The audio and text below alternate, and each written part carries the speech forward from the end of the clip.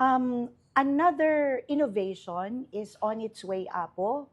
Kadeto'y Feb 1, makita yung tumet nga kaslang adda pamalbaliwan na simply because we went for quality over quantity apo. Kahit na nga sa when, we still encourage everyone, amin-amin, non-government agencies, NGOs, na makipagpartisipar, but we tried to also limit participants because we also listen before we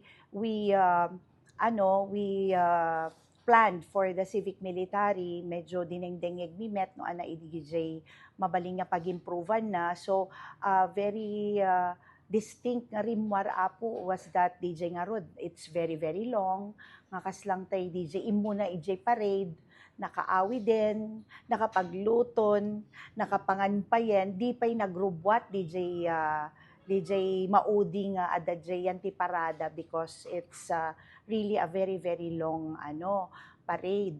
Alakit when met, probably we could improve kunami. So tinamay antayo tataapo, we limit participants. Haan nga tay the more the merrier. Isunay datan.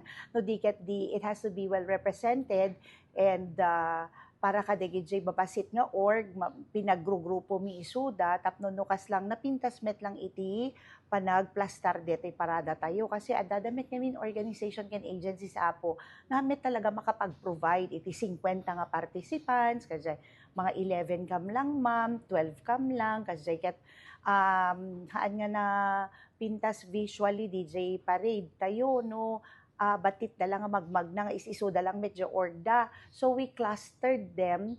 Tapno tikas lang highlight na grupo-grupo damit lang. Ngem at least haan nga na-impis. They are still very much well acknowledged.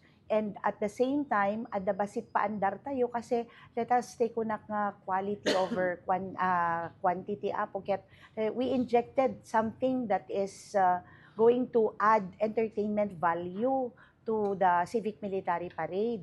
So every group nga digijay na grupo-grupo na po at dadadigiti kas lang hand prop nga igkananda nga pagpapadaan danto adamet tikas lang aglulop nga step da nga mabalinda pagtutulagan tapno no hinton magmagnada adamet lang napintas pay nga additional nga visuals nga makitkita metadi lang tay magmag na nga tattao ti mabuybuya tayo apo.